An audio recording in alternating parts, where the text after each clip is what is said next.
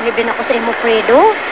Imbis na yung pinaka-asam-asam na bakasyon mo, ang atupagin nemo, ay walang nangyari kung hindi ang paghahanap mo dyan sa bangperang yan. Alam mo, Madam Celsa, okay lang yun. Ganun talaga yung buhay ng isang superhero. Sanayan lang yan. Tsaka, hindi nakakapag-relax. Tulad nito, mag-relax tayo. Alam mo, kagabi lang sayang. Huli ko na dapat yung vampira, kaso naisahan ako.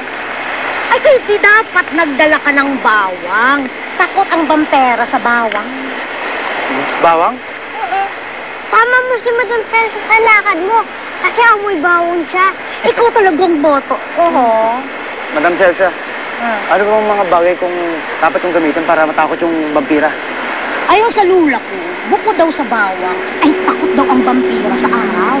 Pero ang pinakamabisa ay yung matatalo mo lang sila kung sila ay natutulog sa kanilang kabaong. Saan sila natutulog? O, Boy, bakit? Sa cottage ni Miss Sylvia. May kabang doon. Talaga? Tara, Tikboy. Mag-imbestiga tayo. Tara. Doon, Kuya Fredo. Doon, ha? Swimming lang ako dito. Natatakot ako. Baka paggalitan niya ako. Kasi sinubong ko na may kabang siya. Baka kainin niya ako. Huwag ka mag-alala, Tikboy. Akong bahala sa'yo. Sabihin ko sa kanya na mahilig ako sa kabaong. Tsaka kung talagang vampira yun, dapat tulog nyo ngayon kasi sabi ni Madam Celsa. Diba? Ang vampira natutulog pag-araw. Kakatuklaw para makasigurado. Diyan! Diyan yun! Sigurado ka?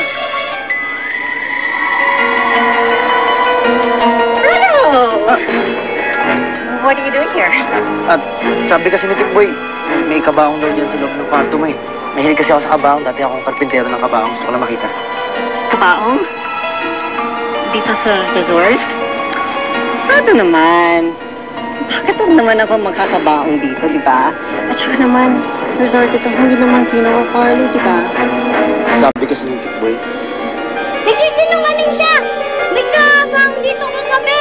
Diyan sa loob! Shhh! Tikboy! Sorry ah. Okay lang, sige. Pasok kayo.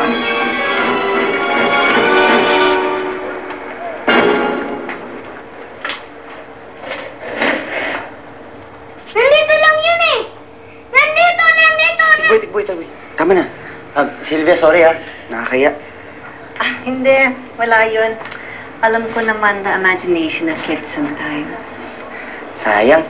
Mahilig kasi ako sa kabaong pero wala na pala. Mauna na kami, Sylvia. Tikboy, tara na.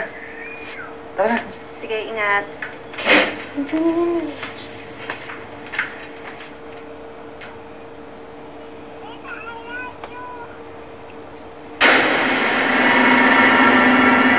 Yun ba yung Fredo? Cute ka, ha?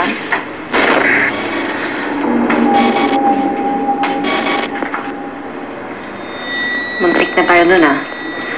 Buti naman, nalipat ko yung mga kabaong.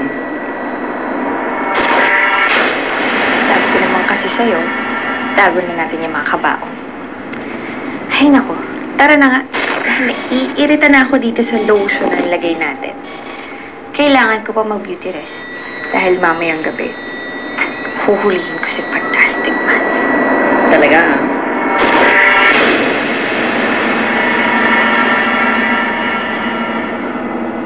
Alam mo, kung talaga may kabaong doon, malamang nailigpitan nila.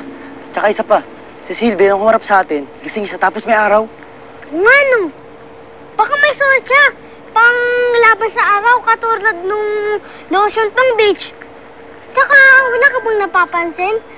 Tayo lang ang customer sa resort na to. At bakit wala kang nakikitang tao kundi si Ma'am Sylvia? Oo nga, no. Iniisip ko rin yun eh. Baka talagang may misteryo tong lugar na to. Kaya mo, hindi tayo alis dito hanggat natin nahuhuli yung vampirang yun. Ngayon pa, nakumpirma natin, nandiyan lang pala sa San Isidro, umaatake yun. Aray! Ano ka ba? Vampira ba talaga si Sylvia? Yan pala naman eh. Teka, ano lagi mo dala?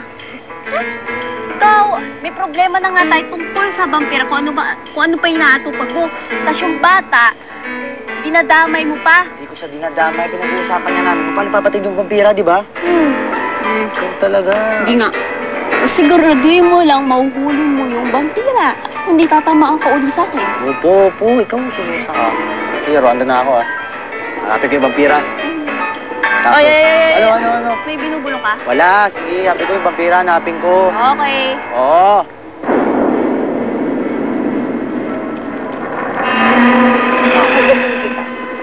Sa oras na hindi mo tawagin ng pangalan Fantastic Man, pati yung mga kapatid mo. Ah! Uy! Fantastic Man, tulong!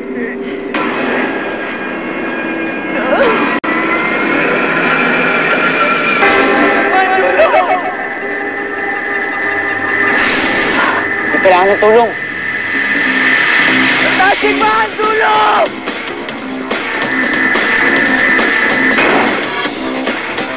Pero, Fantastic Man. Pero, tumakbo siya nung tinawag ko yung pangalan mo. Saan siya nagpunta? Doon!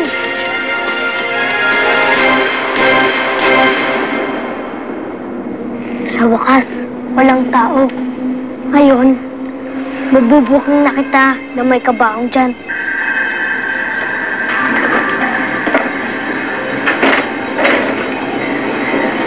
Nandito yung kaba.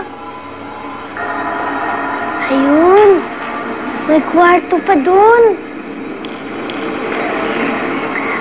Uhaw na ako sa digong.